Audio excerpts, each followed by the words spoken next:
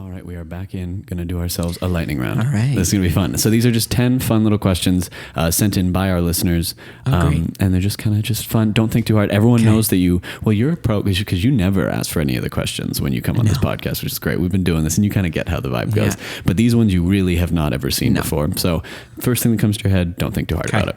What is the nicest compliment you've ever received? It's already so hard. Lightning round. The nicest compliment I've ever received is that people say I look like my mother. Oh, beautiful. Yeah. I really like that. What is your favorite kind of cookie?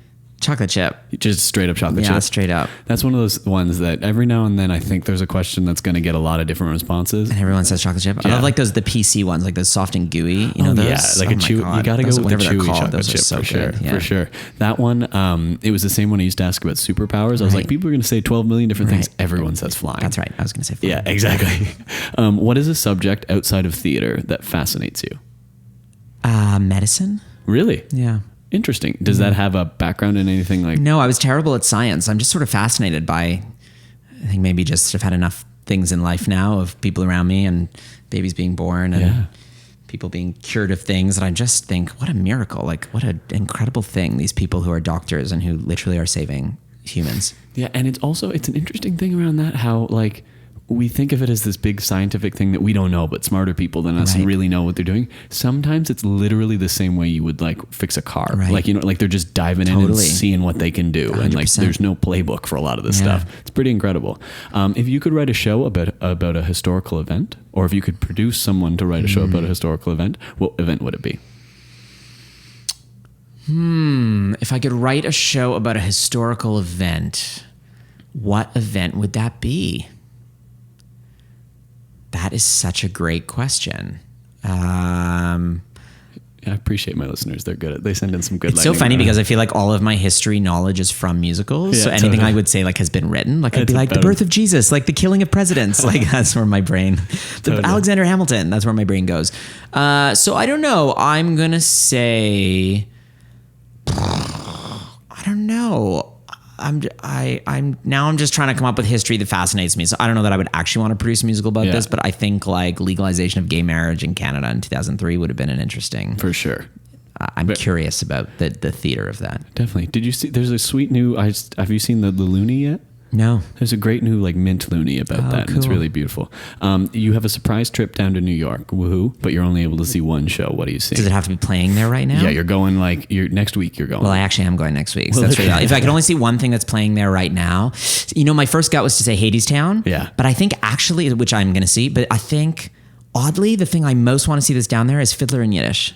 Oh, interesting. Because everybody's kind of raving about it, so I'm going to see that too. But I would have to pick between one of those two right now. Love it. Very interesting. I'll have to check. I haven't heard much about that other one, so I'll check that out. Yeah, Joel Grey directed. It's supposed to be amazing. Oh, incredible. Very cool. Name a difficult task that you keep putting off. A difficult task I keep putting off. Usually anything with cleaning the bathroom. Oh, cleaning the bathroom is the worst. I just don't do it. Yeah. That's so funny. So put yourself in like the position of like you're like a boxer or something, and you're coming up for your fight. What is your theme song? What plays over the big speakers when if I'm a boxer, it has to be Eye of the Tiger. Yeah, you're going. I'm going traditional. For it. Yeah. You got to win. You can't come out to Eye of the Tiger. I don't want to come out if it's not Eye of the Tiger. Exactly. It wouldn't be a show tune. Everybody would laugh at me. I want Eye of the Tiger. I love it. What is a scene from a movie or play that has always really stayed with you? I mean, there's so many that have stayed with me forever. I'm going to say the one that's coming to mind right now, funny, it's not a musical, but when I saw, funny,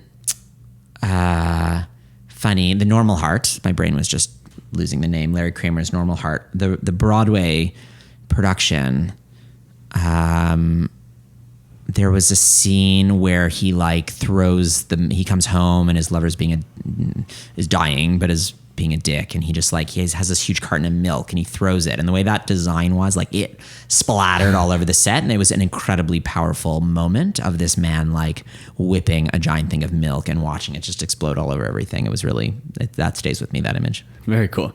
And then if you could be a pop star or a movie star, which would it be and why? I'd rather be a movie star, I think. Yeah. I just don't love all pop music. I like telling stories. I feel like Uncovered has been to try to find the stories in the pop music, but I feel like good pop stars aren't they have to keep the cool and not like dig in as storytellers. So I'd rather be a movie star and get to tell stories. Love it. And then this is the last one. If you could make one unhealthy or junk food into a superfood, what would it be and why? Chips. Chips. Because they're awesome. There's another one that everyone keeps saying chips. Yeah, for sure. Do you think it has something to do with the fact that like when you eat a cookie, you can sometimes just eat a cookie, but no one's eating a chip? It could be. It could just be like, I just love eating them, like all the time, every flavor. That's a weakness. I can't avoid chips. Do you have a top three that you're like going for? Like I actually love chips and salsa, like taco chips. It's like if I'm at a party, I will eat the whole bowl for sure. It's like camp out by the absolutely. And then I would say ketchup chips and all dressed would be the next of the traditional trip. Did you know that those two do not exist in the States? I know. I thank God I'm not in America. Right? Yeah. Your two favorite. That's wild. Well, very successful lightning round. That was awesome. I'll just pause that and then we'll finish. Wonderful. Up.